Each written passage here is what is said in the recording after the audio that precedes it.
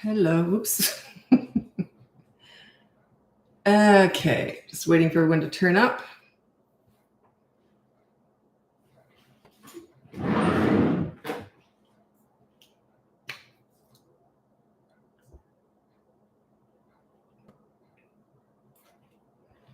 Okay. Hello. Just waiting for people to turn up. We just made some changes to YouTube, so I'm kind of confused by what's going on there. That's what I'm looking at here. Okay. I'm all organized. All righty. Get my notes up here. That's not the right one. Lives. Okay. So welcome to the live. While we're waiting for everyone to turn up, I'd love to know where you're from. I'm here in Vancouver, Canada. So where are you from? I'm going to have to close those blinds. The sun hasn't been out all day. As soon as I start a live, the sun comes out. Just a sec.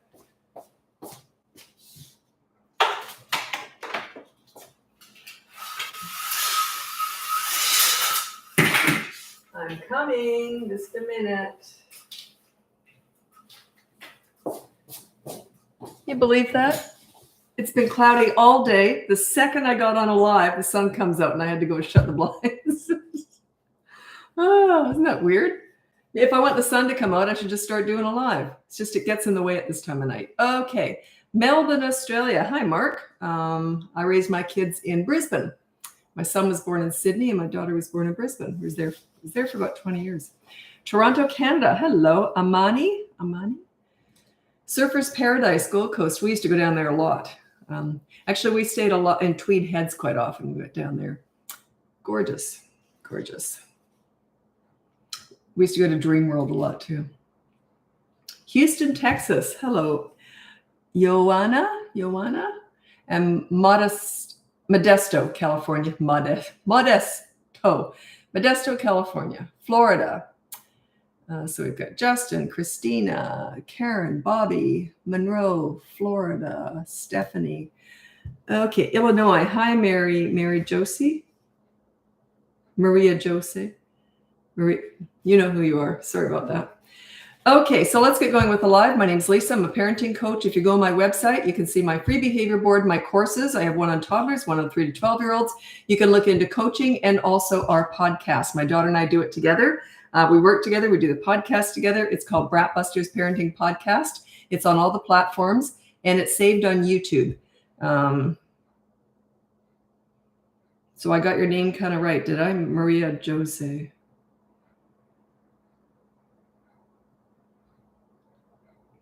Joanna. Oh, okay. Oh, imagine that. I got 2 names right. Well, I have a real fear of mispronouncing names, but it's not my fault. I mean, we don't all know how to pronounce names. Anyway, years and years ago, I had this client and I said, "Hi, Jesus, it's nice to meet you." And he said, "Actually, it's pronounced Jose." But it's spelled Jesus. He didn't even laugh. He said he hears it all the time. So I'm not the only dumb one out there. I thought it was pretty funny. That was a long time ago. I never forgot it. So I'm traumatized from that. I hate disrespecting people, but I don't know how to pronounce names. Okay, so let's get going with your questions. I don't just answer questions. I like to throw some of my just basic, parenting stuff in here. Because if I'm just answering questions, all I'm usually talking about is how to discipline a toddler, because that's the most common questions I get on here. I specialize in teenagers. I do all ages, but I do specialize in teenagers. So if you have older kids, this might be for you also. Also, discipline is a tiny part of what I teach. I don't fix kids here. I'm fixing and teaching parents. I teach you how to be a leader. Discipline is a tiny part of it. Connection, how to bond with your kids, how to have fun with them. That is really what I'm all about. Okay. My daughter and I were working together today. We don't work very well together because we just don't. We never work together.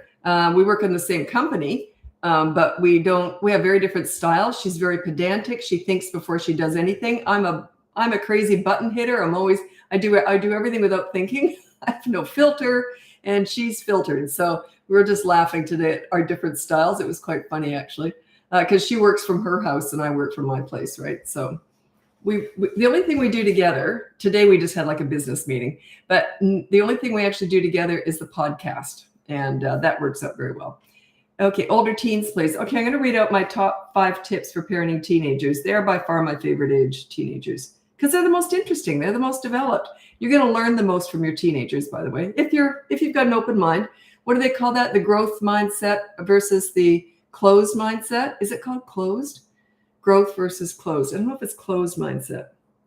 Is it closed? Is that the opposite of the growth mindset? Anyway, so yeah, if you have a growth mindset, an open mind, basically, you're going to learn a lot from your teenagers. They're just fascinating. Okay, these are my top 5 tips for parenting teenagers. Number 1, listen to understand and show empathy. You don't listen to gather information to lecture with, or they will shut you out. If they want your advice, they'll ask for it. They already know it anyway. Number 2, you negotiate as much as possible with a teenager. It goes something like this. Sorry, I had a fly. It goes something like this. Hey, I want your dirty clothes in the hamper from now on. What do you want from me? Reciprocity, mutual respect, right? Number 3, with teenagers, don't sweat the small stuff. If they do something stupid and it's not a big deal, just say, well, that was stupid. Do you want to hear what I did when I was your age? And laugh it off. In other words, it's okay to not be perfect, just like you are. None of us are perfect, right? And number 4, don't leverage the good times to discuss the bad times. A lot of parents want to discuss bad behavior, the bad times, how their kids have disappointed them. Huge mistake. You deal with bad behavior, then you focus on the good kid. You do not discuss bad behavior. What's the point? They already understand. So what's the point? Parents do it all the time. But yeah, you don't discuss the bad times. Number 5, you can be a right fighter with teenagers, or you can be happy. Can't be both. They'll die on any hill fighting, even if they know they're wrong. Most of them will. So what's the point? So yeah, you can be a right fighter or you can be happy. That can go with any relationship. You can be a right fighter or you can be happy. So if you're convinced that you're right and you're arguing with someone and they think they're right, or even if they think they know they're wrong and they still want to argue, what's the point? There's no winner there. Okay. Hi from Canada. Hi, Tasha. McKesney Park? Never heard of it. Where's that? Christina? I actually got a client from Vancouver, Canada, where I live. I can't remember the last time I've had a coaching client in Vancouver, because most of my marketing now, everything's online now, whereas I used to do a lot of TV and radio, local stuff. So almost all my clients were in Vancouver. But yeah, I was so shocked. Vancouver? You mean Canada? Vancouver, Canada? Yeah, it was kind of nice. Okay. Maria Jose. Sorry. When is a good time to talk about bad behavior and what would be consequences? So you just say, okay, so that you shouldn't have done that, or that was bad. You broke a rule. So here's your consequence. Done. It's that short. I call it a hit and run, but you don't hit and you don't run. So I don't know why I call it that. But you just get in, get out. That's the basis for it. So yeah, that was bad. Here's your consequence. And the consequence, check out the free behavior board. It explains how you do this. The consequence is just a chore. This can be a 2-minute chore. If they won't do that, then you take away screens for 24 hours. You come in hard with the second one. There's always 2 consequences for kids. The first one is a positive action. If they refuse to do that, then you come in with a negative deprivation. Once you've done it, you can't take it back. So you say to them, okay, you got to clean this window within 15 minutes. That's the positive action. If they won't do it, then you say, okay, 24-hour media blackout starts now. Fine, I'll clean the window now. It's too late. Even if they clean it, well, you didn't have to do that because 24-hour media blackout's already started. Then parents usually follow that comment up with, what do we do if they keep doing the bad behavior? Nothing. You got no leverage now. You just say, well, that's why you've got media blackout. You might say that once or twice, but yeah, it's just going to be one hell of a 24 hours. One of my clients told me this really cute thing. Her 7-year-old son ended up getting 24-hour media blackout. And then the next morning when he got his PlayStation back, he sort of said to himself, he said, well, I'm not going to make that mistake again. She said the way he said it was so matter of fact, like he learned. He thought, I don't want to lose my PlayStation for 24 hours. I thought that was adorable. And by the way, what's the point in discussing bad behavior? That kids don't act out. We don't act out because we don't understand. We act out because we just want to. Or there's no consequence. Like, why do we pay taxes on time? Why do we pay them on time? Because there's a consequence, a penalty if we don't. We all run our lives through consequences. Why do we not pay why do we pay for groceries? Because we'll get stopped by the police if we run out without paying. You know, our whole lives are run by consequences, but we don't need to discuss it all. Kids get this. You broke a rule. Here's your consequence. Let them argue away. I wouldn't argue. I'd just go, whatever. Like, let them argue. It's on the behavior board. It explains it all, how you do that. Okay, so I'm going to scroll ahead to make sure you're still here when I answer your questions. We did some work today on YouTube, my daughter and I, and I didn't realize we've got 32,000 followers now on YouTube. YouTube is a search engine. It's not a social media platform. Yeah, because we've got a couple million followers, but 32,000 on YouTube. But that's a big deal on YouTube. Like YouTube's it's a tough nut to crack, I'll tell you. And we don't really do much on there. So yeah, we haven't done anything for YouTube yet. It's just happened organically, which is really a lot of, what's happened on social media. But yeah, so I just want to say thanks so much if you follow me on YouTube. Thanks for that. And all of our lives, all of my lives and all of my daughter and I, our podcasts are all saved on YouTube. If you want to see us there, the podcast is on all the platforms also. But if you want to watch us do the podcast, it's there. Okay. How do you handle lying? I just get the behavior, start up your own behavior board. Check it out. It's BratBusters.com. It's free. And there's rules and consequences for everyone 3 years old and over. So you just put down for your child's rule, you put down no lying. Just say it like it is. Don't do all this political correctness stuff. It's a waste of time. I don't like that stuff in life anyway. It's all that pretentious stuff. Don't get into all that. Just say no lying, period. And then when he lies, you go to the board and you say, okay, so you lied. No, I didn't. No, I didn't. Yeah, I'm calling that a lie anyway. So here's your consequence. Let him argue away. You're just following through with the board. And then there's a consequence for lying. He'll eventually get it. There's a lot of different layers to all this. I'm just giving you the quick answers.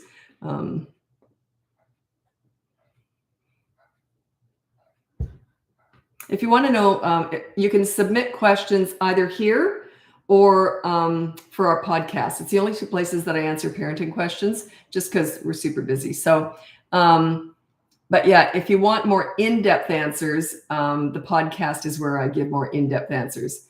But on here on a live, I'm just kind of flying through stuff.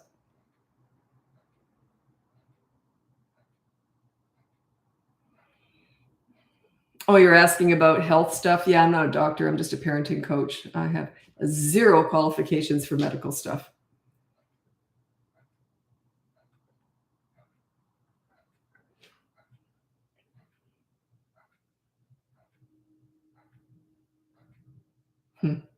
Okay, I'm just going to read out a couple of things that there's so many funny things that come up in coaching. What? Oh, I put it in the wrong place. Where did I put that? Oh, yeah, shoot. Oh, yeah, here it is. Okay, this family hired me a year or two ago. I can't remember. Anyway, and they were telling me this funny. They told me at the very first session how intelligent their daughter was.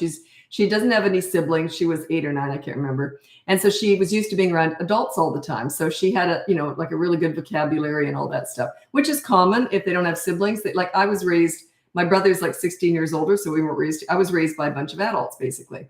And so I sort of knew how to talk to adults really comfortably, and she was sort of the same. So anyway, they introduced the behavior board, and she called me that lady, that they hired to work with them. Anyway, so she decided after the first week she didn't like that behavior board anymore. I've never heard this before. She said to her parents, she was 8 or 9, she goes, "You guys are great parents. You don't need that lady anymore." And she tore down the board. And the parents said, "Yes, we do." And they put the board back up. But I've never heard of a child buttering up her parents to get rid of me. I thought that was pretty darn clever. Every week when I had a session with them, I think it was every Friday morning we'd get together. And I was like this, just waiting to hear the funny things she did. She came up with some really good stuff. That's the only one I wrote down, unfortunately. Okay. And one thing that comes up in coaching quite often that I think it's worth telling you here, because everyone just asked me about discipline on these lives, and it really is not the mindset I'm in. Discipline to me is just something you got to get out of the way, and then the rest of the time you're connecting with your kids. But a lot of being a parent is being humble and being vulnerable. And that's something that a lot of parents see as weakness, but it's the exact opposite. If you're humble and vulnerable with your children, you're still a leader. It's It's powerful. And I'm going to tell you a cute story. It's sort of in those lines. My son was 8 years old and we just got a place. He's 35 now. So this is a long time ago. PlayStation was new. And of course the games were all new. Everything was new. So we got him this game. And also we got ourselves a game. We had we had Crash Bandicoot, and then he had a race car game. Okay. So we got stuck into my husband at the time, and I got stuck into Crash Bandicoot, which is this crazy little character hopping around things. And but my son was into this racing game. Anyway, he'd worked for about 3 weeks to get to this level, and he kept talking about it. It was so important to him. Oh, I'm at level 10 now. Now I'm at level 11. You know, he was just loving this, right? So anyway, he goes to bed on a Saturday night, and my husband at the time and I stayed up and we were playing Crash Bandicoot. So I said, oh, I'll just save my level. And my husband said, you know what you just did, don't you? And I said, what? Stupid, right? What? And he goes, you just saved over his game. I had erased his levels on his thing. We only had one memory card. So I had erased his levels. I don't know how you do it, but I think we could have used the same card, but I didn't go into his name. I don't know how it was done. I don't remember. Anyway, I messed up basically because I knew we could save, but I'd done it wrong. And I said, no, I didn't. And he said, find it. Sure enough, I had saved over it. I thought, oh, what am I going to do? My poor son, this was so important to him. And I was half awake all night. And I was thinking, oh, this poor kid. So oh, shoot. So then I got up early, as always. I'm an early riser. So I'm up and I hear him starting to stir on Sunday morning. So I go in his room and I say, sweetie, I said, I kind of got some bad news for you. And he's 8 years old. And I never talked like that. So he was like, what? And I said, okay, here's what happened. I said, so I was playing Crash Bandicoot. And I saved over on the memory card, I saved over your game. He went like this and he went to start crying. And I say, but I'm going to buy you a brand new PlayStation game if you don't cry. So he went, oh, and he didn't cry at all. I got him it was $80 for a brand new game. I got him this other game that he really wanted. So it was great, but I had to own that. And yeah, so then they got me my own memory card and I wasn't allowed to touch his memory card. But the joke after that was every time I'd go to save something, my son would pretend to try and put his memory card in there just so I'd save over it and he'd get a brand new game. But I said, if that happens, you're not getting a new game anyway. But yeah, you see, you got to be like accountable. You got to be humble. Like you make mistakes too. Own it. Own it. A lot of parents don't want to admit to making mistakes. They think it's weak. It's the exact opposite. As a leader, you're setting an example. I'm accountable. I felt bad.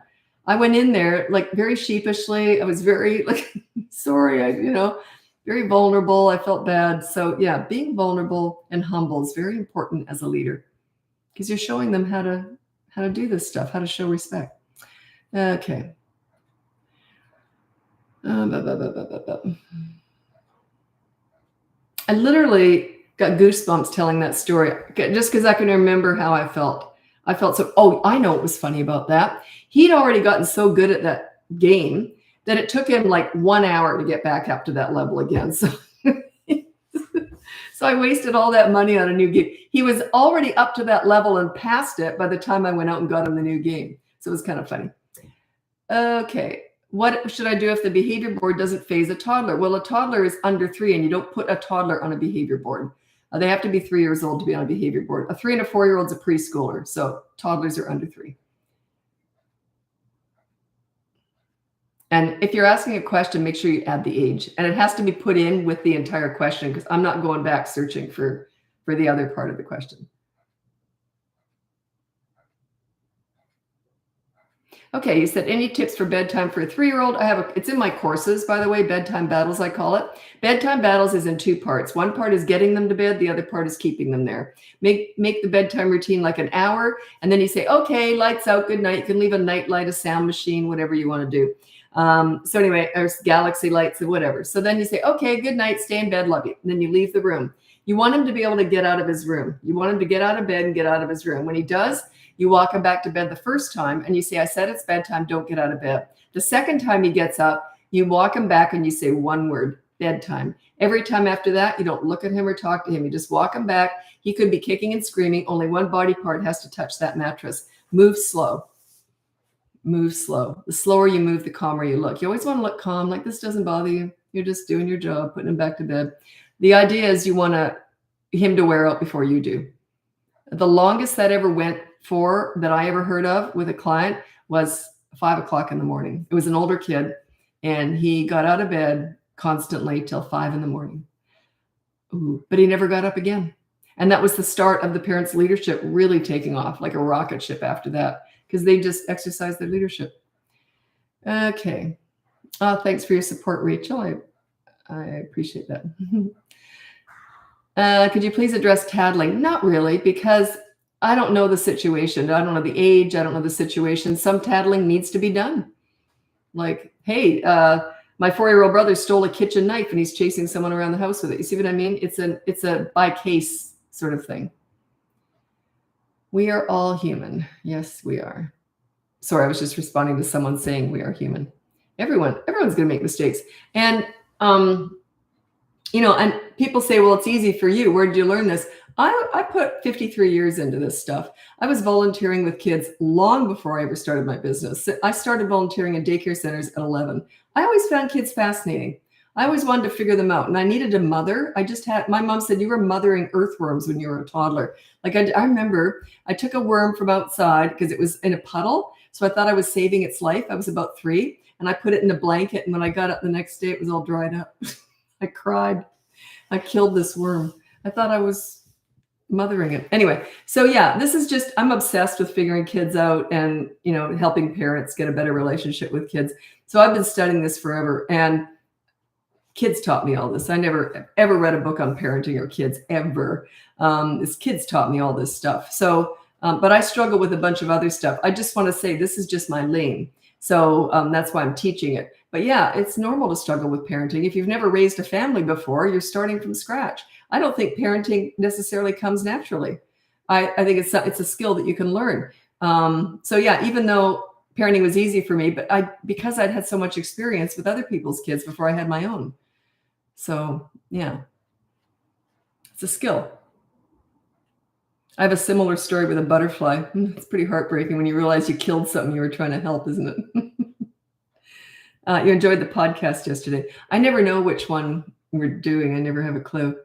I'm curious now which podcast that would have been. My daughter and I did a podcast together, mother-daughter, and we, yesterday just was a wonderful day. Yesterday I spent the morning with my son, my daughter, and my granddaughter. It's my son's child. And the 4 of us, just the 4 of us. So it's me, my 2 kids, and my grandchild. It was really neat. And I was just looking at them walking ahead of me. And I just thought, oh, wow, how lucky am I? I just felt really, really, really, really lucky. It was lovely. Just a sec. I'm just going to look this up here. I'm curious now. Yeah, the podcast is good. If you want to know more in-depth answers on stuff, the podcast is all broken down into, like, you can literally see what I'm talking about in each podcast because it mentions what each podcast topic is. So it's a good place to go if you want answers. If you want to look up tantrums or something like that.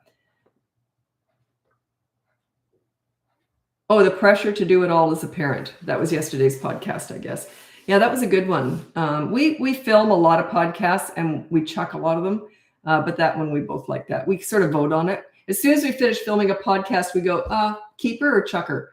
So yeah, we just feel the energy's wrong or we've done too much chatting and giggling. You're not tuning in to listen to us chat and giggle.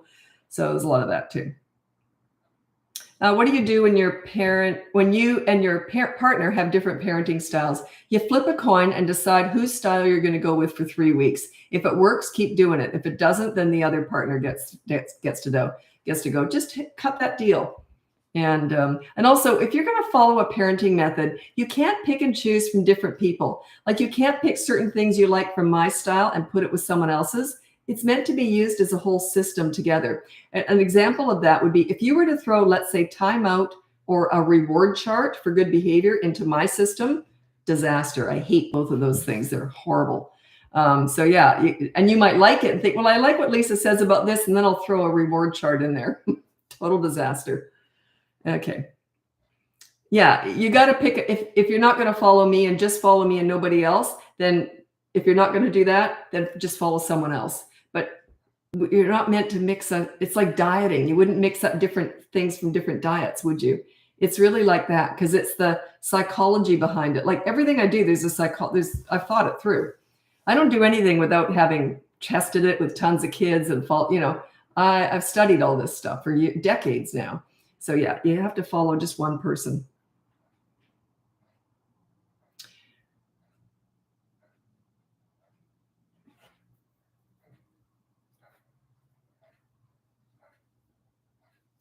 This was interesting. The way my daughter titles these podcasts, she does all that stuff. I don't know anything about it. The one that she called last Thursday's podcast, she called Shifting Away from Looking Disappointed in Your Kids. I always say you never want to look mad, frustrated, or disappointed with your kids. Makes them feel bad. It's judgmental and kind of mean. You don't want to do that. So yeah, that episode goes into that. That was a good one. I forgot that. Oh, I already talked about tattling a little bit. It's a case-by-case situation. Some things need to be tattled. You have to decide if it's effective tattling or ineffective, just trying to get the other kid in trouble.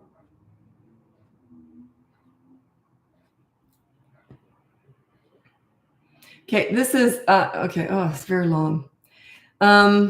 How do you connect with your kids after being, this is Brittany. How do you connect with your kids after being emotionally drained by practicing being a leader when it's a big day of boundary pushing, meltdowns, etc.? Do you just accept it as it is what it is for the day and can have a new day? Yeah, I would. At the end of the day, you can bottle up the whole day and you can say, I'll tell you what, today wasn't a good day. What we're going to do is we're just going to go straight to media blackout for 24 hours. Okay. And then the next 24 hours, just try and play with your kids as much as possible. It might be summer where you are right now, so you have more time to connect with your kids. But yeah, I just bundle up the whole day and do one big discipline for the whole day. Because you still have to address it. I still never ignore bad behavior. Can toddlers learn bad habits from older siblings, and how do we address those issues if so? Yes and no, and I won't explain what I mean by that. Sometimes yes. But overall, you always want to focus on the oldest kids because the younger ones are watching. So whenever someone hires me and they've got like issues with lots of different ages, we usually go after the older ones because they're the harder ones to get to. You've got less time with them too. Let's say you got a 10-year-old and a 2-year-old. You've only got the next 8 years with that 10-year-old, so you want to get it right. And you want to sort of master the older age because the younger ones are easier overall. So yeah, they are watching you. And they will pick up habits, but you want to manage what's going on with the older one, not focus on the younger one, especially if it's a toddler. Toddler is under 3. What do you do differently than your own mother when it comes to raising children? My parents let a lot more go. They were more lenient. I wasn't one to get into trouble so much as just I probably had more of a mouth on me, a bit cheeky. And yeah, I wouldn't allow that. But they were more lenient. They were more laid back with parenting than I would be. But they never yelled ever. And I remember my mom was the leader. My mom didn't address things, but if she ever did, it was just a look. If my mom, she always seemed to be sitting down. If I did something she didn't like, this is what I saw. And that straightened me up. I didn't like that. She was still my leader, and my dad died when I was younger, unfortunately. But she was my best friend and right throughout life. She died in my arms at 93 years old. I was 55. This is like 10 years ago now. No, 9 years ago now.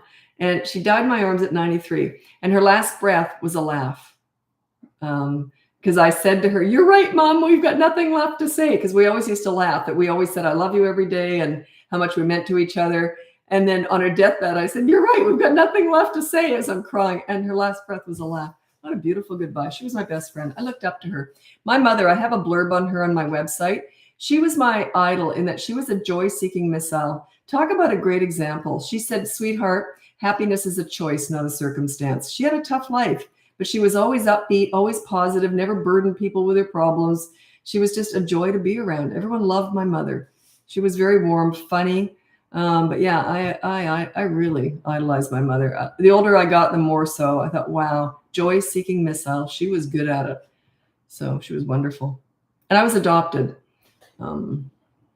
And if you're going to adopt kids, tell them right away. Secrets imply shame. I was told when I was very, very young, and I was told that I was chosen, I was special, and I always thought that being adopted was an advantage in life.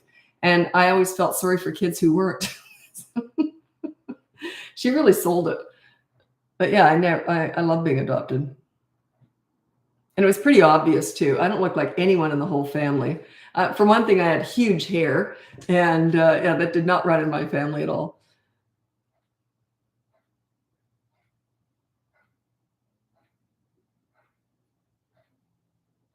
What's the biggest parenting no-no in your opinion? Oh, well, a few of them. I can't just pick one, but I would say, other than the hitting and yelling and all that obvious stuff, is discussing bad behavior. It's a big no-no. You address it. Okay, that was bad. Here's your consequence. Discussing it. You're going down the bullying, shaming, and blaming path, and all you're doing is dragging them through the mud. What's the point? They already understand. But I just want you to understand, you shouldn't do that. Why would you do that? You're a good boy. You shouldn't do it. It's a disaster. It's mean. And yet it's so commonly done. It's like accepted. Well, you should discuss all this with your kids. What a bunch of crap. I don't know who's teaching that. I don't care. I don't know anyone else out there teaching anything. I stay out of that. My daughter will attest to this. I've never looked at anyone else teaching parenting. I don't know anyone else out there. Why would I? I'd probably just be rolling my eyes and no one does anything anyway. I have my own stuff. Kids taught me all this. So, but yeah, discussing bad behavior is one of the worst things I see that is commonly defended. Well, they need to understand. They already do. You just told me they're gifted. In session 1, you said they're gifted. Now they're a moron because they don't know they shouldn't hit. You want them to understand why they shouldn't hit? They already know. You're just dragging them through the mud. Oh, okay. Thanks, Blossom, because we never know what we're doing with that. Like, what I mean is, Blossom just said, I love that the podcasts are about 30 minutes to the point and just long enough to listen to all the way through. Yeah, we've tested that out. I think we thought 15 minutes, 45, but we found about 30. So it just seems to work out that way. My mouth starts to go dry after about 30 minutes. So that's when I start getting cotton mouth, then I know it's about time to wrap it up. And she just has my daughter does all the organizing. I never know what we're going to be talking about. So she has enough questions. I don't work very well if I have to think about something. It just has to come out. But yeah, if I have to stop and think, I tend to look like a deer in headlight. Like if I already knew what was coming, I can't function.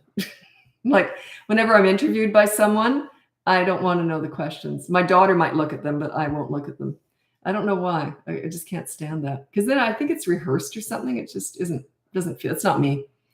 But yeah, we do our best to just make it concise and give you as much value as possible. Okay, listen, I've got to go over to Instagram if you want to join me over there. It's BratBusters Parenting. If not, check out my website, BratBusters.com. You can see my free behavior board, my toddler course, my 3 to 12-year-old course. You can look into coaching one-on-one with me, or you can listen to the podcast. It's BratBusters Parenting Podcast, and they're also saved on YouTube if you want to watch us do the podcast. My daughter and I work together, and we do the podcast together. So thanks so much for joining me. I'm hopping over to Instagram, and I'm on YouTube the whole time whenever I'm doing a live. Okay, happy parenting. Bye now.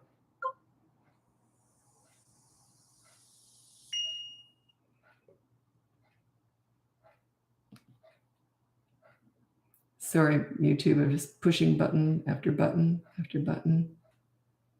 And go. Okay. How do you handle ADHD kids? That's not a challenge. No, it's kind of a challenge. It's not a disability. ADHD just means they just take a little bit more patience. It's all the exact same. Autism's different, but not ADHD.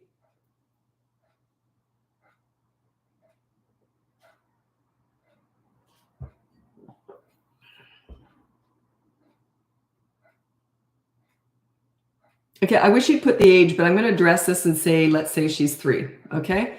This is Kate Anderson on YouTube. How do you deal with misbehavior at nap time? Not all kids need a nap. My kids both stop naps at 12 months old. I don't force a daytime nap on a child. You may say, but she needs it. Maybe she's outgrowing it and you're just going to have to go through a bit of a rough patch, or maybe, while you're transitioning to earlier nights and no naps, or you can just have rest time. So you can just have quiet time with a book. But yeah, a lot of parents force naps on kids that don't really need them. So that could be it. but I don't know.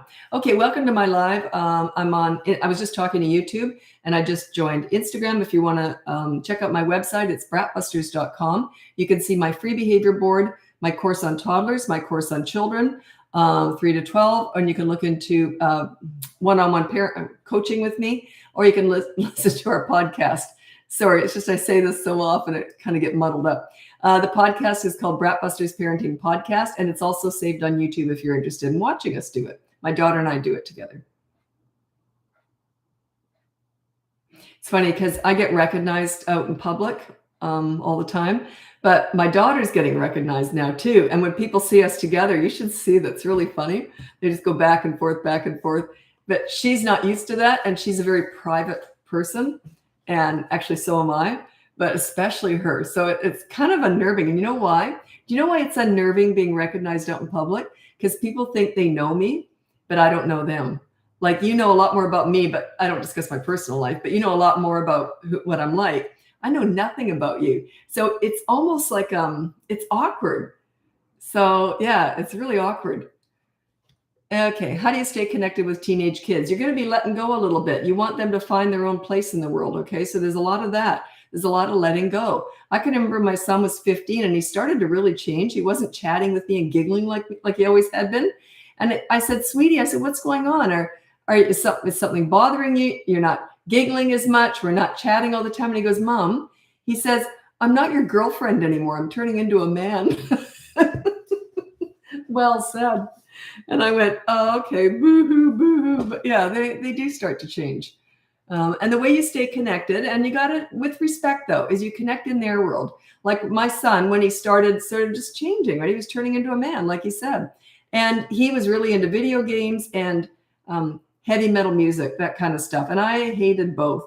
So I thought, well, that's his world. That's what he loves. So what I did was I just sat down beside him when he was playing a video game, and I would just be reading a magazine. I wouldn't bother him. I wouldn't talk. Then next thing you know, he's talking to me. Oh, shoot. Okay, so YouTube shut down again, did it? Keeps shutting down. If I don't see anything scrolling, I'll delete and then come back in. Every time YouTube. Oh, here it is. Okay, it is working. So it just glitched. Okay. Anyway, so I sat down beside him. Next thing you know, he's chatting to me about his game. Next thing you know, he's handing me a controller and we're playing a game together. But he was good about it. He found a game that I liked. I loved Guitar Hero. And so we ended up doing that a lot. And then I said, sweetie, I know you like heavy metal music. I want to kind of understand it, because I'm very open-minded. I'm like a toddler in a lot of ways. I get excited by new things. I said, look, I hate it right now. I can't stand the sound of it. Is there any heavy metal music you think I might like? And he found some songs I actually ended up liking. So, and now I listen to a lot of Slipknot, NWA, at the gym. It's real. I'm always very careful. I wear these big headphones because I'm embarrassed if anyone heard what I'm listening to. It is pretty raunchy, some of it. But I wouldn't have ever listened to that stuff if I hadn't had a teenage son. So he opened my mind to a lot of stuff. So keep an open mind, show an interest in what they like. You might start liking it. I never pretended I did, though. If I liked it, I'd say I do it. And then he ended up making playlists for me and everything. And he's still, to this day, he's 35 now. He still is the one that knows my taste in music more than I do. So, yeah, like he introduced me to a new band the other day, and I really like them. So, yeah. Anyway, open your mind, show an interest in what they like, but don't force yourself on them. Just sort of, show an interest and see if they bite, like if they just say, no, I don't care. I just want to do this. Then just respect that. Give them their space.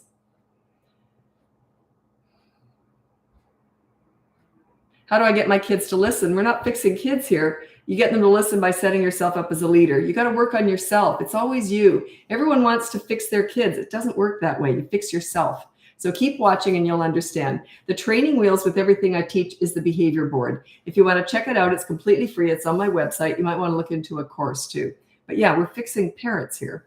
You set yourself up as a leader. Like I got respect with all the kids I worked with.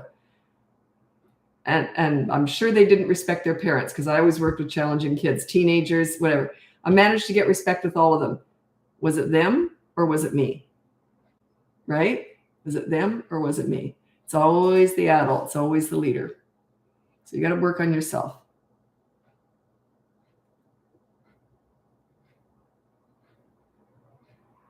What do I say when my 4-year-old, almost 5, is back talking, saying no and just wants to do what well, just use the behavior board. So, and if he says no and I just want to do what I want to do, why would you discuss that?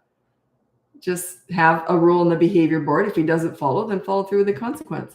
No, I don't want to do it. Say, okay, media blackout for 24 hours. Check out the behavior board. It'll explain how to do that. Don't get into arguments. So what if he says no? What does that have to do with anything? Just follow through. Follow through. Have a plan. The behavior board is your plan. Like if a kid was arguing with me, like let's say he's yelling at me. Let's say I'm working with a kid and he's mad and he starts to yell. This would be me. I'd be going, like, I've already laid down the law. I've already said, here's a rule, blah, blah, blah. Okay. Then he starts arguing. I would be like this, listening like this. As soon as he's done, I'd say, oh, you ready to get to work now? Like that meant nothing to me. Nothing. His arguing is just him trying to knock down my leadership. It's impossible. I'm following through. You ready to get to work now? It's like that. Follow through with your leadership.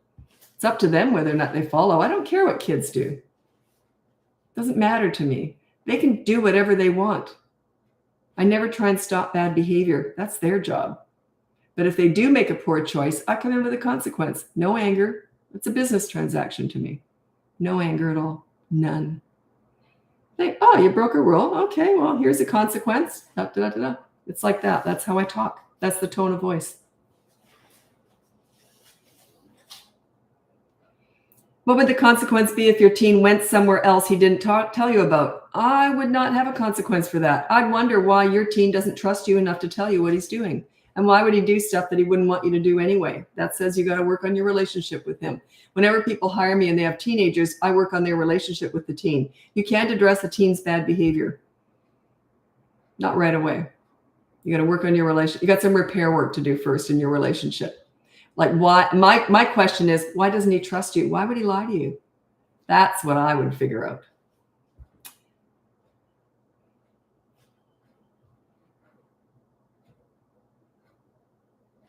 You recommend your program if a child of 3-year-old has a slight possible autism. I always say, if they're going to be mainstreamed in school or preschool or whatever, if they're at the level that they can be mainstreamed, then the course should work. But autism, if they're, depends where they are on the spectrum. But usually I say it's just coaching one-on-one with me. But if they're going to be mainstream, then yeah, the course, there's still a whole bunch of stuff in there that you would still benefit from, whether they have autism or not, no matter what. It's how to stay calm, there's a lot of stuff, and how to connect with them, play with them in their world, all that stuff. Thoughts on homeschooling. That's more of a personal opinion, and I don't share that. But yeah, homeschooling, co-sleeping. What's another one? There's a few like that. Breastfeeding till they're 3 and 4. Those are all personal choices. That, I don't have a coaching opinion on that at all. There's no right or wrong. It's just your choice. There you go. It's not right or wrong. It's just your choice. The only thing I would say with homeschooling that I've seen pretty consistently is I do highly recommend, if you're going to homeschool your kids, you should have them socialize with other kids who are not homeschooled, because homeschooled kids are different from non-homeschooled kids. They just are. And when they hit high school, that's when they often struggle socially. And I've talked to lots of teenagers who've said they can spot a homeschool kid a mile away. They're just different. They've said that. So yeah, socialize them with non-homeschool kids too. Is it realistic for a 3-year-old to do things on the first time being told? Well, I don't want obedient soldiers here. That's the way you're talking. No, you want them to have responsibilities, know right from wrong, and make good choices. That's the way I do it. I don't tell kids what to do. I just don't talk like that. I encourage them to make their own choices and to make good ones, because if they make a bad one, I'll come in with the consequence. Never tell kids what to do. I have zero memory of ever telling my kids to get ready for school, do their homework, go to bed. They knew what needed to be done, and they just did it. They just thought, because if they didn't, they knew there'd be a consequence. So yeah, I don't tell kids what to do. I don't want them to listen to me. I don't want obedient soldiers here. I want responsible kids with self-discipline and self-respect. That's my goal here. You don't want to be telling your kids what to do all the time. How exhausting.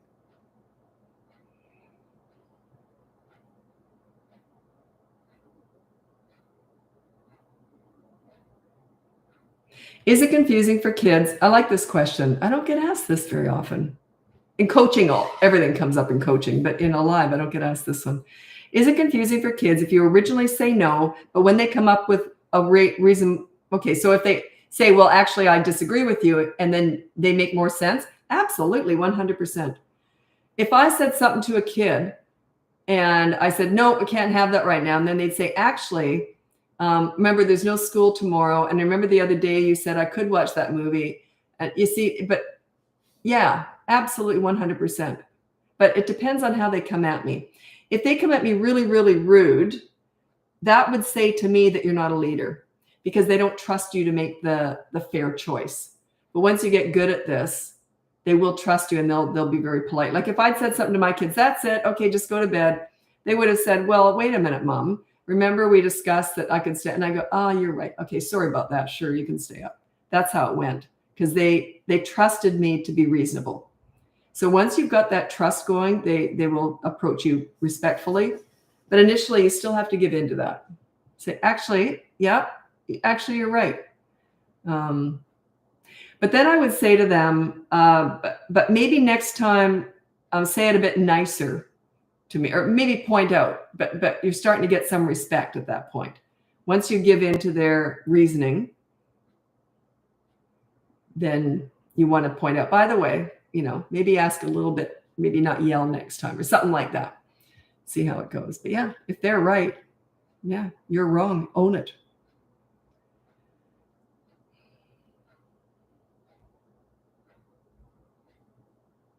I've heard you say timeouts are a no-no. Yeah, I hate them.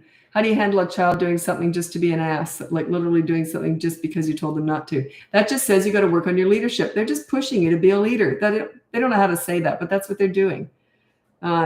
So just check out my free behavior board. It teaches you how to get rules and consequences there. Your consequences are what's going to start building the relationship.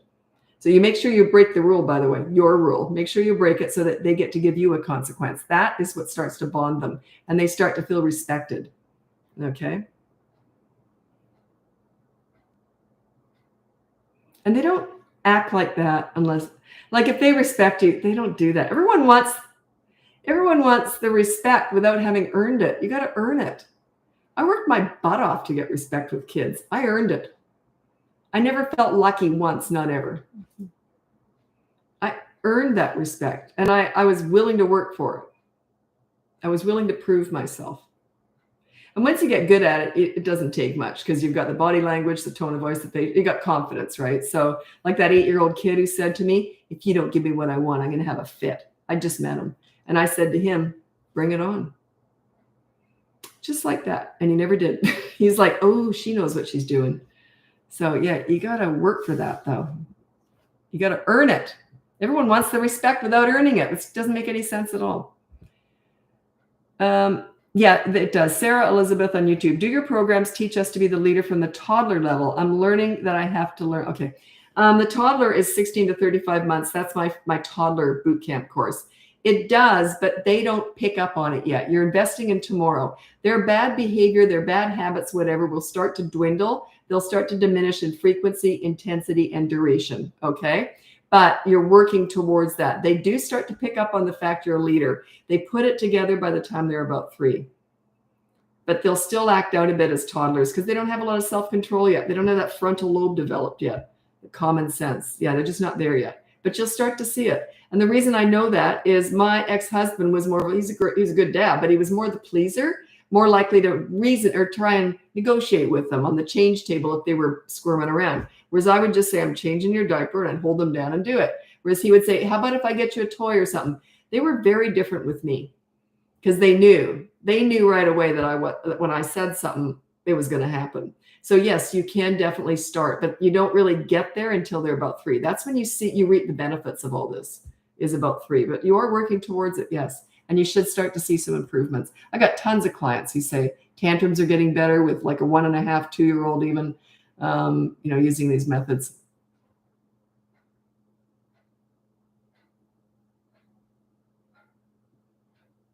What is your take on making kids use formal titles like sit and ma'am? I don't really have a big opinion on that. If it's important to you, like I've got a lot of very religious clients, and they have a lot of rituals and a lot of formalities, and it's important to them. So then you make that, that if that's important to you, then you're going to have to instill that and say, well, this is what we do. You call your grandfather or whatever. So yeah, it's kind of in the gray area. It's not that important is what I'm saying. Like, it's not, what I mean is, if it's important to you, then do it. But it's not really, like, it's not a behavioral thing is what I'm saying. It's more just in the manners department. So that's what I mean by not that important. It's not manners or bad behavior. It's just sort of more a habit that you want them to get into. So like please and thank you. It's not bad if they don't say please, but you want to teach them how to say please. If it's important to you, it's like that. So yeah.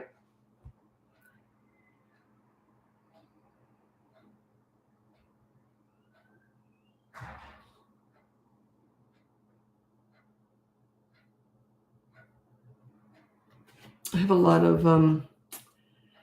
clients from around the world, and I would say something. I mean, I'm very set in my ways and how I teach leadership, but I have to make a lot of adjustments for different cultures, because some households overseas in that, like, I don't know, Egypt or these other countries, they'll have multi-generational homes. So they might have the children, the parents, the grandparents, even the great grandparents, all under one big house, like one big roof. And as the parents of these little children, they're not allowed to talk back to their elders. So I'll say, well, just tell grandma not to say that. And they say, we can't say that. So, it's just different cultures, which you'd think I'd find frustrating, but actually I really enjoy it, because it makes it more challenging for me how to help them get leadership and still be undermined by grandparents. And yeah, it's quite interesting. I really enjoy it. But I respect the culture. I actually really respect that they have to respect their elders. They can't talk. As an adult, you still can't correct your parents if they're going to do something that you don't like with your kids. So yeah, no, it's fascinating. I love my job. I love coaching. It's my favorite thing. So I'm scrolling ahead to make sure you're still here when I answer. Whoa, I missed a lot.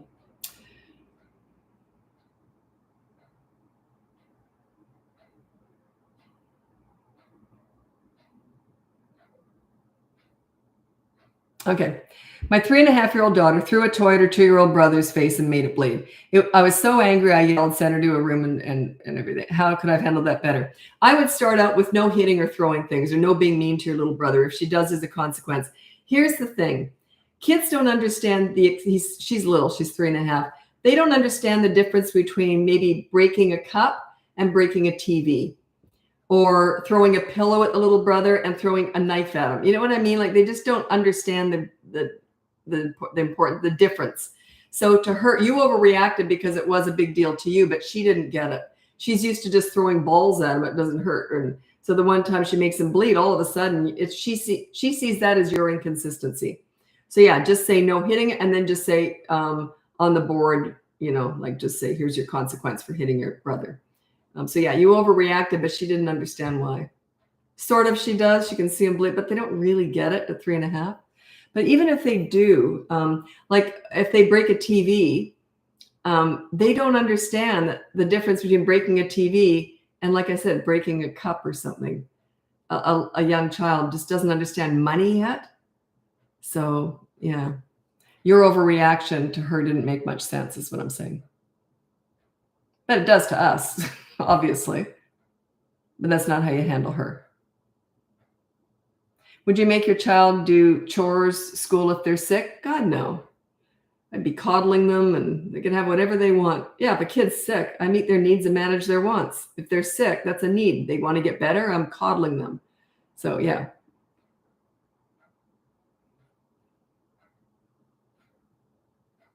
Okay, child is 3 years old, nonverbal. Can we still do your course? Yeah, nonverbal doesn't always mean that they don't comprehend things. It just means they're nonverbal. So if they can comprehend general instructions and consequences, then yeah, of course you can use the behavior board for the course. Yeah.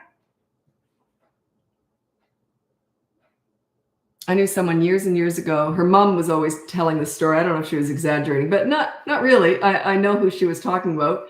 And just very calm adult. But as a child, she never talked or walked till she was 3 years old. And she ended up having a younger brother who was up and running around long before she was. And she'd just point to something and grunt and he'd get it for her.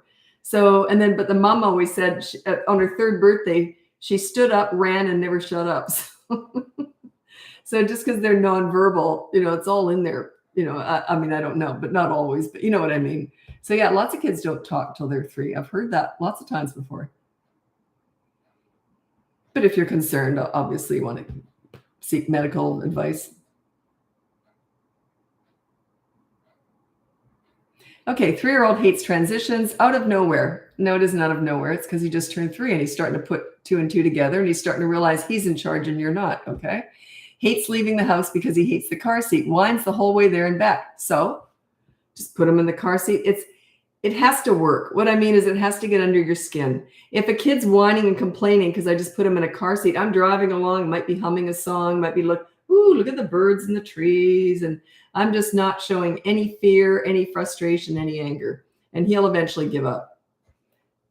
So yeah, you must be feeding that. 3 is the fork in the road. It's not just on their 3rd birthday, but I usually say, on their 3rd birthday, there's a fork in the road. It's that's when they start to develop the ability to stop and think and reason things out. Now, if you've already been a leader, when they turn 3, they just get easy because life's great. You're all happy and everything's great. Otherwise, if you're not a leader, they take over. They're like, you don't know what you're doing. And they start to take over and try and take control. So that's the fork in the road. It's 3 years old. How to give tweens consequences, the same as a 7-year-old. A tween is 9 to 12, or preteen or tween is a 9 to 12-year-old. That's why the course goes from 3 to 12. A lot of it's the same. You're still sort of the same parent between 3 and 12. They're very different. A 3-year-old is very different from a 12-year-old, but your parenting style is very similar. Teenagers, it's different. I haven't done a course for teenagers yet. That's my goal for this year. And toddlers is different. But 3 to 12, you're kind of at the height of your leadership between 3 and 12.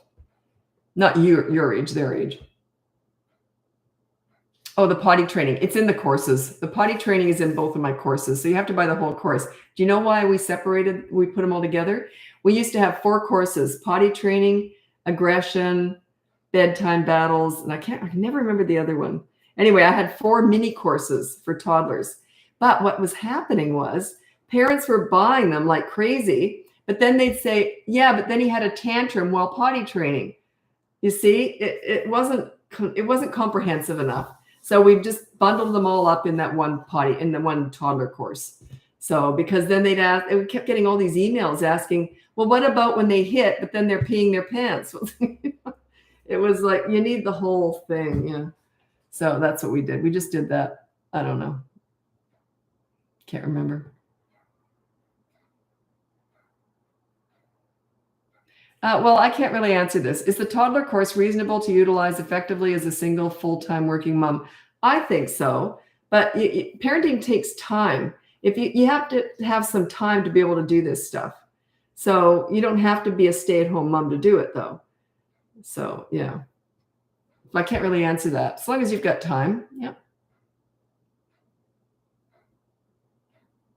Okay, what would you do if your kid wanted to break a gender role out of nowhere? Boy wants nail polish. That's a big conversation. That would be more coaching. And it's a very touchy subject. But I do have clients who have kids who, have certain tendencies, and we work through that. Here's the thing with me, is I say, you never want to shame a child, obviously. My concern is sending them out in public.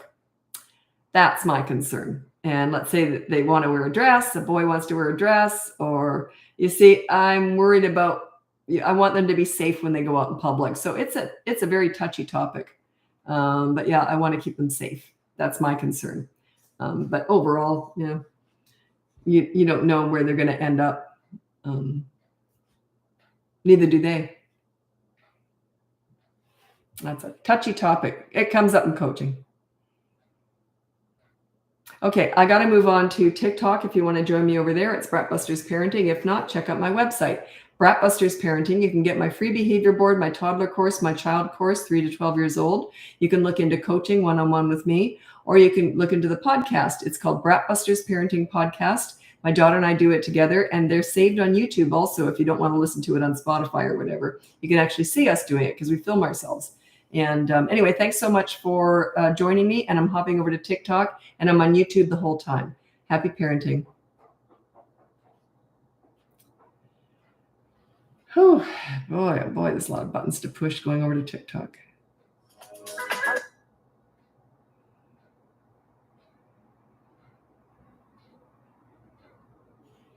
It comes up from time to time. People think I'm making a lot of money on TikTok because I've got like 900,000 followers. I'm in Canada. We make not 1 cent on TikTok. They don't pay Canadians. So I just want you to know that. It's not that I feel like I should be making money on TikTok, but I just want you to know that I'm not. Yeah, I don't know why they don't like us, but they don't pay Canadians. They blacklisted us from making any money on TikTok. I thought we got along. I didn't know.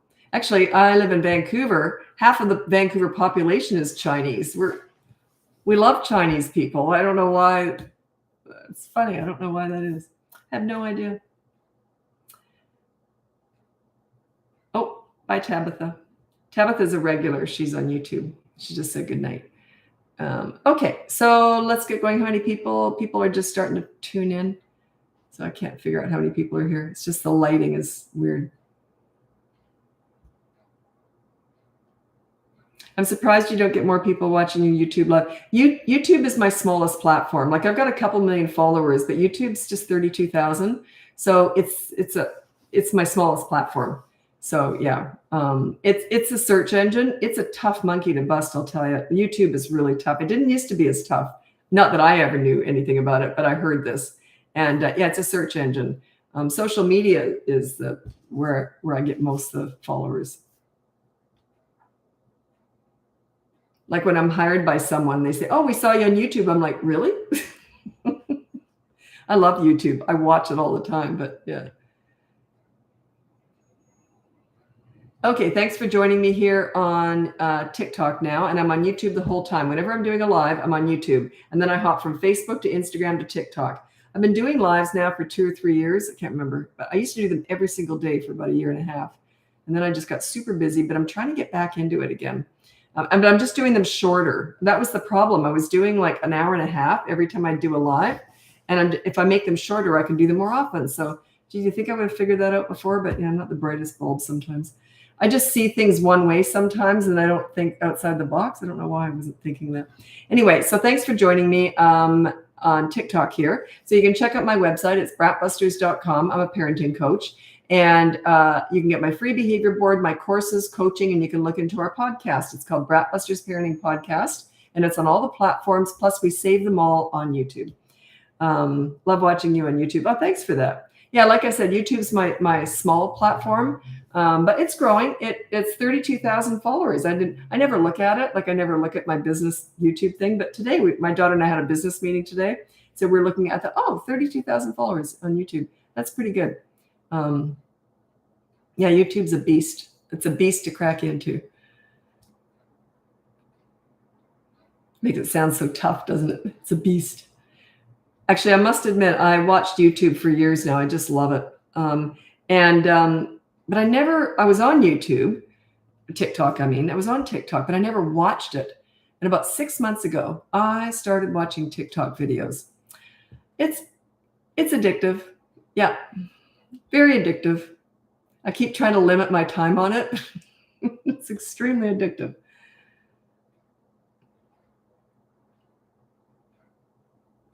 Oh, that's so cute. This is Juan Amador.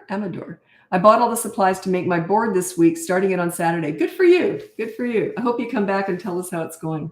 How old are your kids, by the way? Lori M., I'm struggling. My almost 3-year-old. Yeah, just keep watching. You can check out my podcast is a good place to go. I go more in depth. And also, if you look on the podcast, just go to my website, BratBusters.com, and it'll take you to where my podcast is. I don't know how to find it, to be honest. But anyway, my daughter does all that. but it'll have all the different categories. So if there's one thing that you're interested in, then you can look that up, because we've done, I think, 75 of them now. So we've got enough of a library that you can literally just pick and choose just by topics, which you can't do on a live, because you never know what's going to come up on a live, right? I never know. Oh my goodness, they're 11, 10, 8, 5, and 3. Wow. Wow, good for you. Good for you. If you've got that many kids and you're doing a behavior board, I would probably start with something simple, like put your shoes and jacket away within 5 minutes of arriving home. That way, everybody has to do it. And it's just a ritualistic chore, and it's just showing how the behavior board is done. So yeah, I would start with something like that. I had a client a while ago, and I said, well, what do we want to put on the behavior board? Do you want them to make their bed every morning? No, they already do that. Well, dirt, shoes, and jacket, no, they do that. What about maybe put their dishes in the dishwasher after? No, they already do that. I said, what'd you hire me for? These kids just were so responsible already. There were a few things that we found, but it was just struck me as so funny. Everything I recommended, do they hit each other? No. What about sharing? No, they share. Come on, give me something here.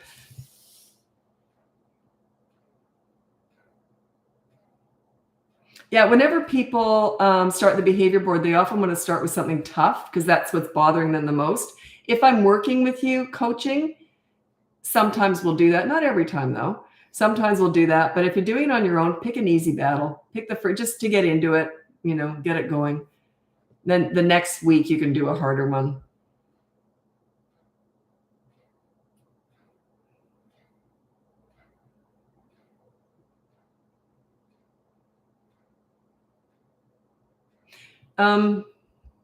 Okay, this is Earthy Mama. Name is Gloriana Dowswell. Oh, that's a cute name. I've got a client, I don't want to say where they're from even, but somewhere around the world. And they got the most beautiful name. And I said, were you born with that? It's just gorgeous name. And they owned it. They said, no, they changed their name into this. It was like, sounded like a waterfall. It was just the most beautiful name. It just rolled off the tongue. Couldn't help myself. Were you born with that? It couldn't have been. It's gorgeous. Okay.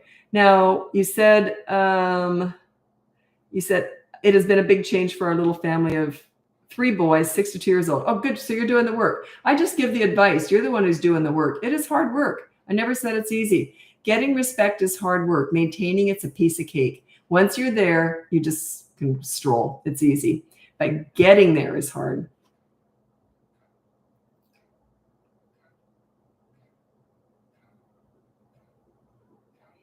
Okay, if you want to know consequences, everyone wants to know consequences. They're just do a chore. It could be wash one window. Something simple. It's a good deed. Don't get caught up in what the consequence is. Everyone thinks that that's the key here. No, it's not. Your calmness. You're calm during the storms when you're disciplining them when they're angry. You're calm as anything. And you're crazy during the rainbows. When you're playing with them, you can be crazy, emotional, laughing, goofy. But yeah, calm during the storms, crazy during the rainbows. So everyone thinks the consequences are important. They're not. Not at all. It's just a good deed. Like an example, this is how it would go with my kids. Let's say they were running late and made me wait for something or whatever. And then they would have said, oh, sorry, I kept you waiting, Mom. How about no video games tonight? I would have said, that's too much. Just brush my hair for 5 minutes. That's how we did it. Or else I'd say, never mind, doesn't matter. Like it was just mutual respect, right?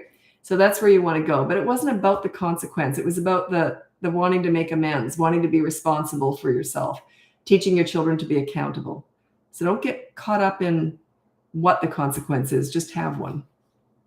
And there are 2 consequences for the kids. The first one's a positive action. If they won't do that, like the chore, then you say, okay, then 15 minutes is up and you chose not to clean the window. So now 24-hour media blackout starts now, or whatever you're taking away. So the first one's a positive action. If they choose not to do it, then you do a negative deprivation. You take something that they love away, but never take love away. Like you would never take a birthday party away or anything like that.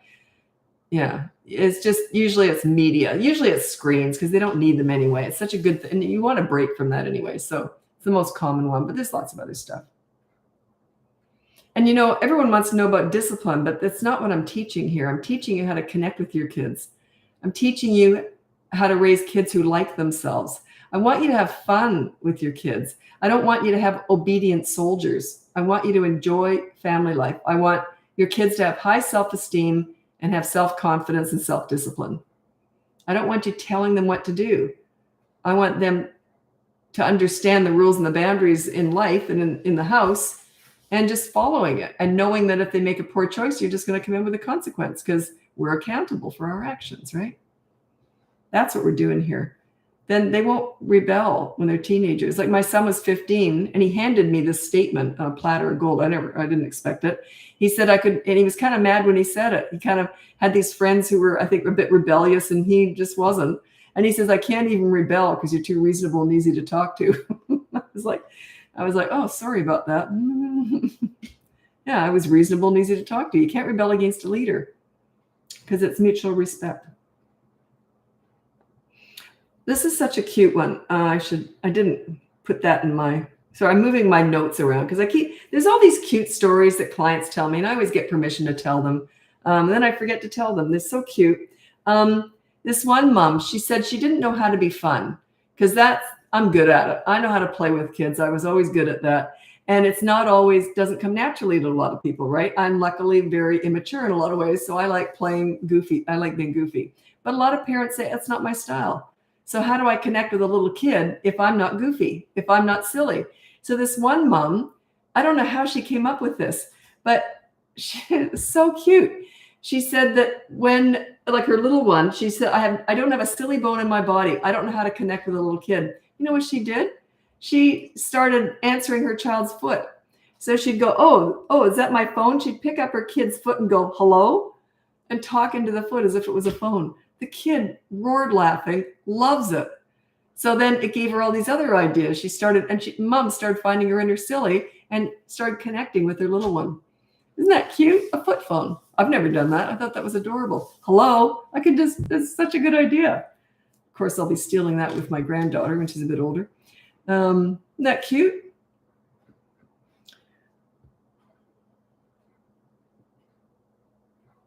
I wrote down something here and I thought that was stupid.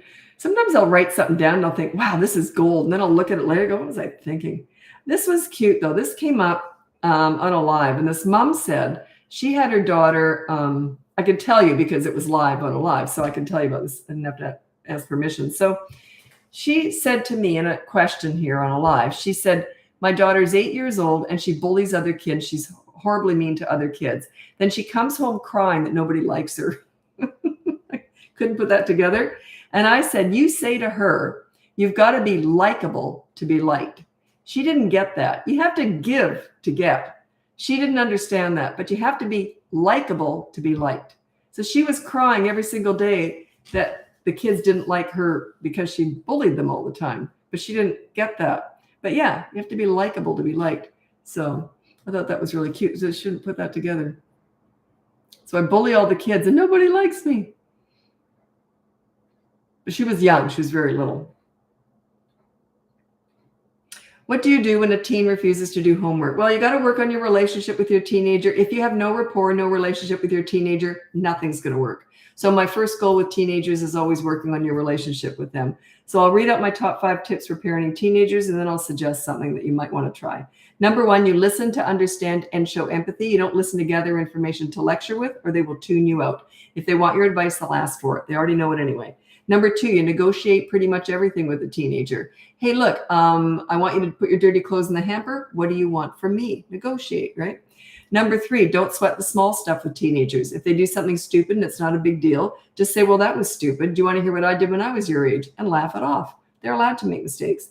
Number 5, don't leverage the good times to discuss the bad times. A lot of parents do this. I'll teach them how to connect with their teenager. Then they want to discuss all the ways they've disappointed them the last 2 years. Big mistake. And they can't figure out why they get the finger and the teenager walks out of the room. Number 5, you can be a right fighter with a teenager, or you can be happy. Can't be both. Okay, so here's what you might want to say to your teenager. Say, look, you got to get your homework done. I'll tell you what we'll do. I'll hold on to your phone until you've done your homework. They will say, but I need my phone. I need to use it for my homework. And I'd say, okay, I'll tell you what. You can use the laptop, but the screen has to be where I can see it. So, because if you just give them a laptop to use for their homework, they can scroll and do whatever on there, but you need to be able to see the screen. So that's just till they get into a regular routine of doing their homework. So see how that works. But if they don't have any respect for you, that's not even going to work. So you got to work on the relationship first. Quick question. They're not receiving any rewards for completing the behavior board, right? Oh gosh, no. No. You never reward for good behavior, ever. Big, huge, gigantic mistake. You know why? It's like having a reward chart. It's a disaster. A reward chart says you're normally rotten. If you should happen to be good, you'll get a gold star. It works in classrooms. That's different. That's not personal. This is personal. Could you imagine if your spouse said to you, you were good today. I'll tell you what, I'm gonna buy you a chocolate. You were good all day today. It's patronizing. It's like shocking. You were good today, so you get a reward. You never reward them for doing the right thing. Never. Just treat it like normal. One of the kids, I can't remember what it was. Anyway, someone said that their kid said to them, well, if there's no reward, I'm going to be rotten all day tomorrow. That's what you're building. Because they were used to a reward chart, and I came in and said, get rid of the reward chart. We're just going to do a behavior board now. A behavior board says you're normally great. If you should happen to do something bad, then we'll deal with it. So you see the expectation? I never reward just for being what I consider normal. Good, respectful behavior I treat as normal, not the exception. No, oh my God, you were actually good today. I'm going to reward you. You were good today. It's patronizing. I know I'm going overboard, but I just have to really go overboard to explain the psychology behind it. Yeah, imagine if your spouse said, you said, what do we reward? What do you mean? Why do they need rewards? What's the rewards about? Don't be a pleaser parent. You don't reward them just for being normal. I remember my son once said, because he had a friend who they had a reward chart, and he says, what's our reward? And I said, having me as a mother. He laughed. Yeah, just normal, happy family life. You don't reward for good behavior. That's horrible. It's horrible. It's patronizing. It's demeaning. It would be like if your spouse rewarded, hey, you were nice today. I'm going to buy you a chocolate. You were nice today. How would you feel? It's the exact same feeling. They just can't I'm their voice. It does the same thing to them. They just don't know. And a reward chart will work for a week or two. And then it wears off. They start to put it together, and it just, yeah. I hate it. Yeah, I hate timeout. Someone mentioned timeout. I can't stand it. I think it's awful.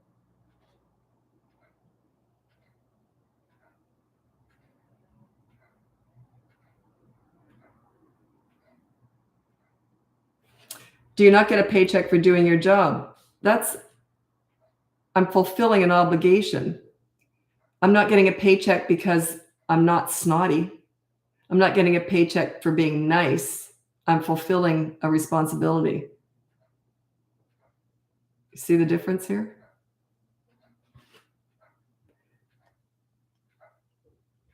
Yeah, don't get into that pleaser parent style. You're in the wrong channel if you want to do that. That's a slippery slope. Slippery slope. Why do you not like timeout? Okay. Imagine if you made a mistake at work and your boss said, you go sit in a corner. You're 22 years old. You go sit there for 22 minutes. You might say, yippee, I've got a break, but it's demoralizing, right? And then when you're finished, they discuss what you did wrong. It's humiliating, and it just makes you feel bad. You say to a kid, okay, you made a mistake. You go sit in the corner. You're 5 years old. Sit there for 5 minutes, and you think about what you did. They're not thinking about what they did. They're sitting there feeling like garbage. Then when the 5 minutes is up, then you want to discuss what they did wrong. You want to berate them, drag them through the mud, make them feel like garbage. It's horrible. It's all just a mess. It's a disaster. I hate it. Would never do that. I've never done it, never would, can't stand it. You look at that kid. I like kids to feel good about themselves. Look at the pool story. If you've never seen the pool story, I can't tell it again. I just can't. I've told it thousands of times. But I've got lots of videos on the pool story. Just Google BratBusters pool story. It'll explain the psychology behind all this. You deal with bad behavior, then you focus on the good kid. Timeout is just, oh, it's horrible. It just makes them feel like garbage.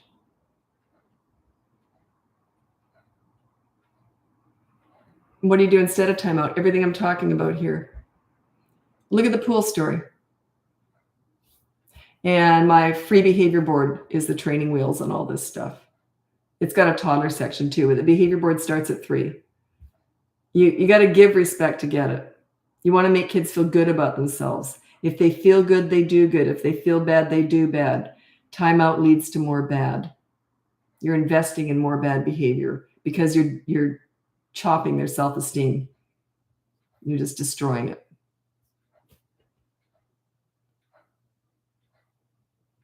A teenager said to me one of the nicest things anyone ever said to me.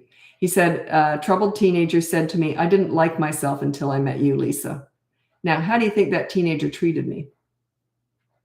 And also, how good do you think it felt that I was the encouragement for a teenager to like themselves for the first time ever, they said. That's what I'm doing. Do you think timeout does that for anybody? Nope. Nope. Nope. Nope. Nope. Nope. Nope. I want kids to feel good, not bad.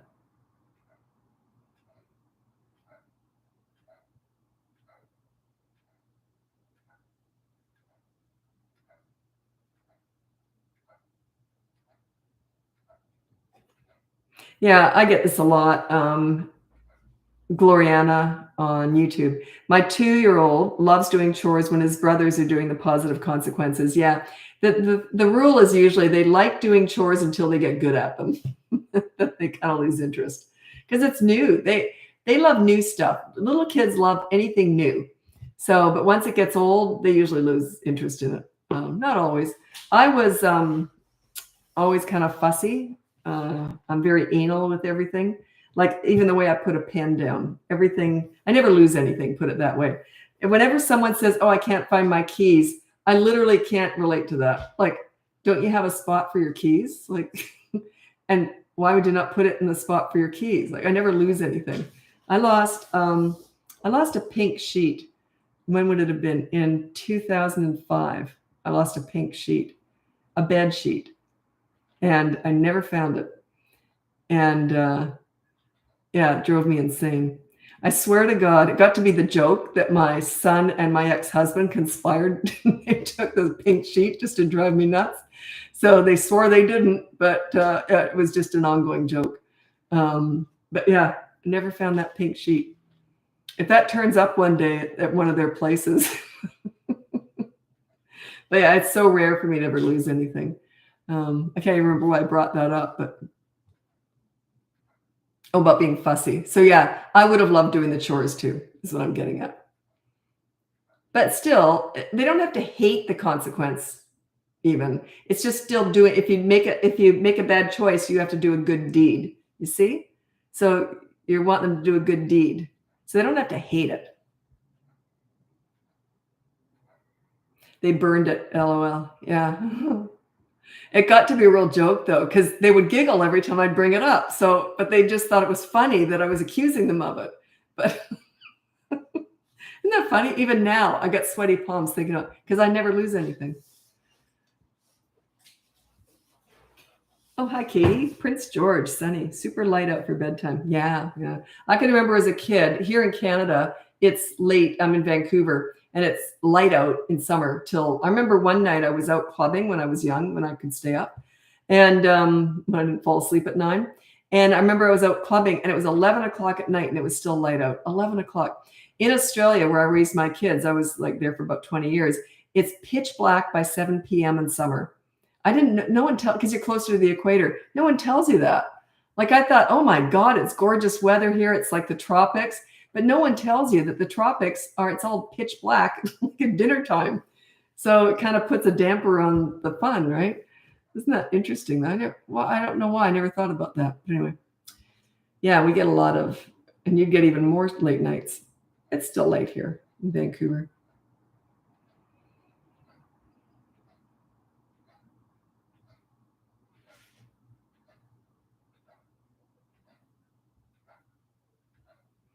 Well, I don't talk like this, but I know it's common. Someone said, this is parrot, I can't see it. I can't pronounce that. How to help a 2-year-old regulate their emotions. Your leadership calms them down and they will feed off of your calm energy. That's how they do it. You can't teach them how to regulate their emotions. They have to learn how to do it. And they learn that when they've got it, like your leadership tends to calm them down. But when they're 2, they're kind of nuts anyway. So you can't, you're just sort of investing in tomorrow with toddlers. I'm going to read out my top 5 tips for parenting toddlers because I haven't done that this session yet. Okay. Number 1, childproof your home so you never have to say no.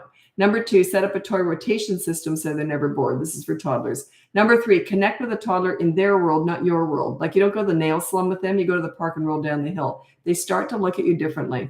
A good example of that is I babysit my granddaughter one day a week. And I'm pushing her, and she's only 17 months old.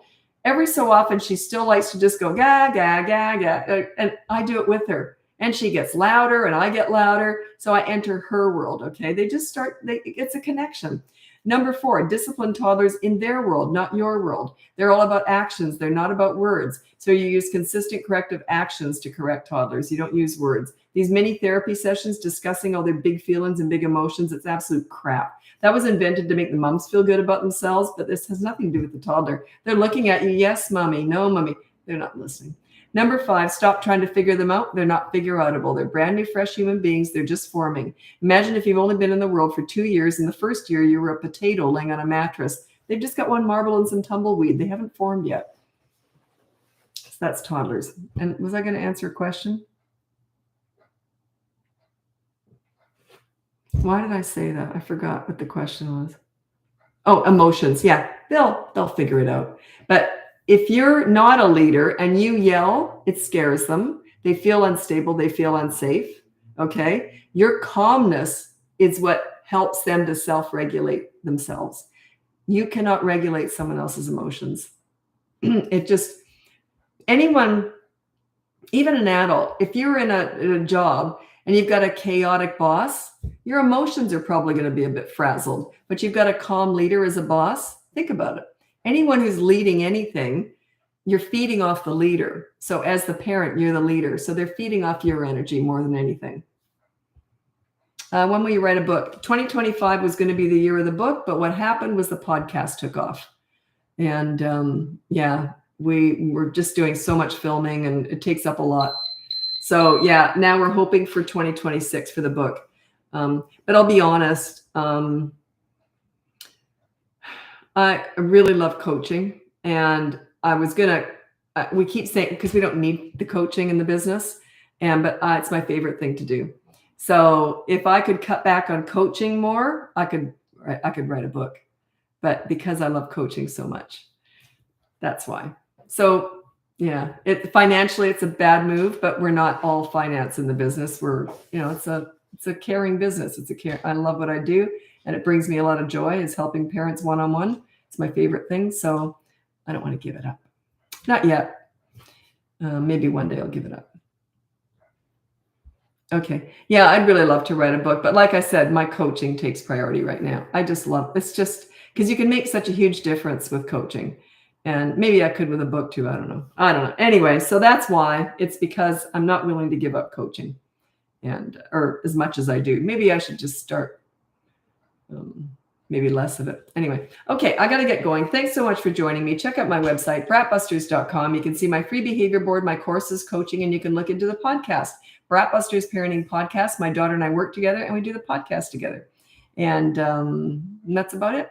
So anyway, we'll talk to you again soon, maybe tomorrow, hopefully. And have a good day. Bye now. Have a good night, I should say. Good night.